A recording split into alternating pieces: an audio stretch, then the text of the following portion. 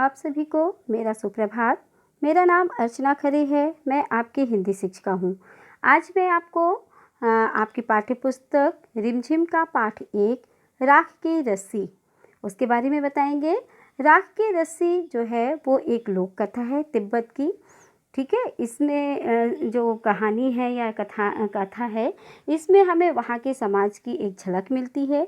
यदि हम अपने आसपास के इलाकों की लोक कथाएं पढ़ें या किसी बड़े बूढ़े से सुने तो इस कहानी में भी समाज, संस्कृति और इतिहास के बारे में बहुत सारी बातें हम जान सकते हैं।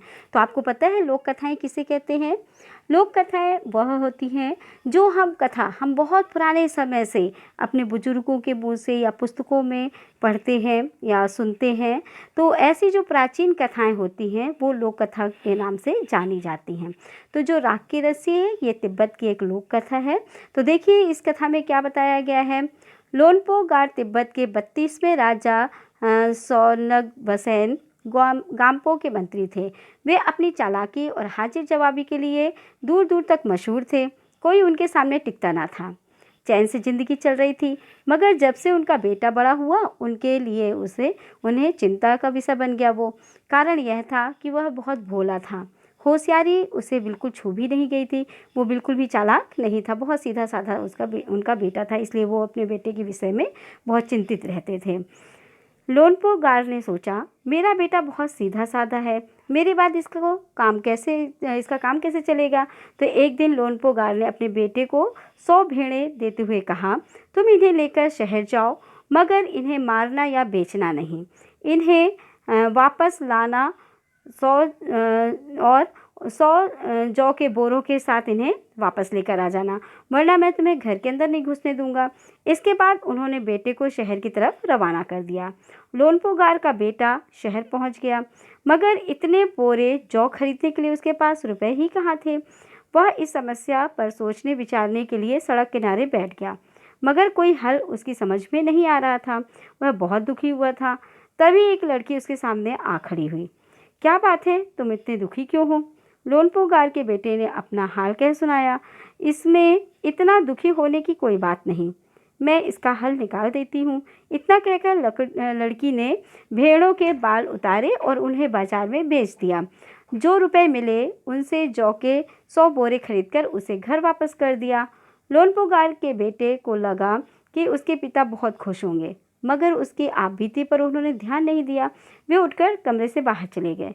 दूसरे दिन क्या होता है देखिए। दूसरे दिन उन्होंने अपने बेटे को बुलाकर कहा, पिछली बार भेड़ों के बाल उतार कर बेचना मुझे जरा भी पसंद नहीं आया। अब तुम दोबारा उन्हीं भेड़ों को लेकर जाओ, उनके साथ 100 जौ के बोरे लेकर ही लौटना। एक बार फिर निराश लोनपो गार का बेटा शहर में उसी जगह जा बैठा।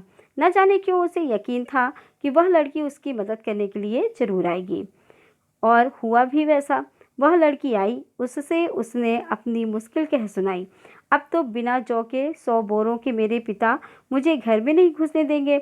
लड़की सोचकर बोली, एक तरीका है। उसने भेड़ों की सींग काट लिए, उन्हें बेचकर जो रुपए मिले उनसे 100 बोरे जौ खरीदे। बोरे लोनपो गार के बेटे को सौंपकर लड़की ने उसे घर भेज दिया।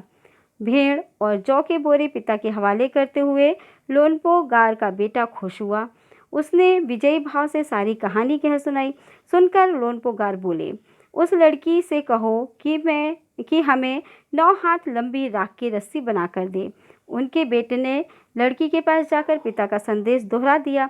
लड़की ने एक शर्त रखी, मैं रस्सी बना तो दूंगी, मगर तुम्हारे पिता को वह गले में पहननी होगी। लोनपो गार ने सोचा, ऐसी रस्सी बनाना ही असंभव है, इसलिए लड़की की शर्त मंजूर कर ली। अगले दिन लड़की ने 9 हाथ लंबी रस्सी ली, उसे पत्थर के सिल पर रख दिया और जला दिया। रस्सी जल गई, मगर रस्सी के आकार की राख बच गई। उसे वह सिल समेत लोनपो गार के पास ले गई और उसे पहनने के लिए कहा। लोनपो गार रस्सी देखकर चकित रह गए। वे जानते थे कि राख की रस्सी को गले में पहनना तो दूर, उठाना भी मुश्किल है। हाथ लगाते ही वह टूट जाएगी। लड़की की समझदारी के सामने उनकी अपनी चालाकी धरी रह गई। बिना वक्त गंवाए लोनपो गार ने अपने बेटे की शादी का प्रस्ताव लड़की के सामने रख दिया। धूमधाम से उन दोनों की शादी हो गई। अब इसके बाद देखिए, मैं आपको बता रही हूँ जो तिब्बत की लोक कथा है, वो लोक कथा तिब्बत के बारे में, कि तिब्बत में मतलब किस तरीके से का शहर है, ये कहाँ स्थित है, यहाँ पे क्या क्या चीज़ें प्रसिद्ध हैं, किस तरीके के लोग हैं, पहनावा क्या है, ये सारी जानकारियाँ आपको हम बता रहे हैं। तो किसी भी लोक कथा को समझने के लिए उस इलाके की सबसे पहले जलवायु, रहन सहन, खान पान और संस्कृति को समझना उपयोगी होता है। जिस इलाके में वह लोक कथा सुनाई जाती है, राख की रस्सी शीर्षक लोक कथा तिब्बत से संबंधित है, जिसे दुनिया की छत कहा जाता है। इसको दुनिया की छत क्यों कहते हैं पता है आपको? नहीं। तो देखिए, ये दुनिया की छत क्यों कहते हैं? क्योंकि ये बहुत ऊंचे पठार पर स्थित है। पठार कहलाता है जमीन से के ऐसे भाग को कहते हैं जो मैदान से ऊंचा और पहाड़ से नीचा होता है। तिब्बत के पठार पर खड़े हैं ऊंचे ऊंचे पहाड़ जो हिमालय का हिस्सा है। इन पहाड़ों की एक खासियत यह है कि ये कई रंग के होते हैं, भूरे, लाल, पीले, बैंगनी, गुलाबी, गेरुआ और हरे। ठीक वैसे ही जैसे छोटे छोटे बच्चे अपने चित्रों में मनचाहे रंग भर देते हैं। इन पथरीले पहाड़ों में तरह तरह की मिट्टी और खनिज पदार्थ हैं। सूरज की बढ़ती और घटती किरणों के पड़ने से वे पहाड़ अनोखे रंग में चमक उठते हैं। तिब्बत की हवा में नमी बहुत कम है, इस वजह से यहाँ बरसात और बर्फबारी कम होती है।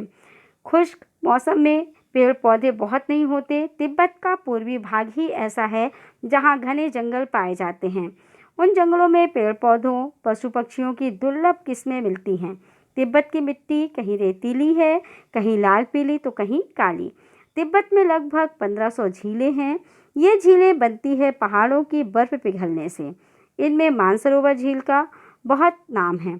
यहीं से सांगपो यानी ब्रह्मपुत्र नदी निकलती है। देखिए, ब्रह्मपुत्र का दूसरा नाम आपको पता चला ना, सांगपो निकलती है। काफ़ी ऊंचाई पर बसा होने के कारण तिब्बत बहुत ठंडा प्रदेश है। यहाँ की सर्दी का हाल मत पूछो। ऐसा लगता है जैसे किसी ने फ्रिज में डाल दिया हो और ऊपर से तेज़ ठंडी हवा चल रही हो। इसीलिए वहाँ के लोग हमेशा भारी भरकम गर्म कपड़े पहनते हैं। तिब्बती लोगों की घर बनाने की कारीगरी अनोखी है। यहाँ लकड़ी के बने हुए बहुमंजिला घर हैं। लोग अब पत्थर, मिट्टी और सीमेंट के घर भी बनाने लगे हैं। खिड़कियाँ भी अधिक बनाई जाती हैं ताकि सूर्य की ढेर सारी रोशनी घर के अंदर जा सके। भूकंप से बचाव के लिए दीवारें अंदर की ओर थोड़ी झुकी होती हैं। तिब्बत का सबसे बड़ा शहर है ल्हासा, जो 3650 मीटर की ऊंचाई पर स्थित होने के कारण यह दुनिया का सबसे ऊंचा शहर माना जाता है।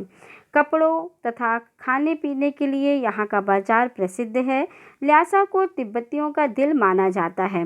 तो आप को मैंने पाठ में जो लोक कथा है उसके बारे में बताया, तिब्बत के बारे में बताया, तो आप इसको पाठ को पढ़िएगा और समझिएगा। धन्यवाद।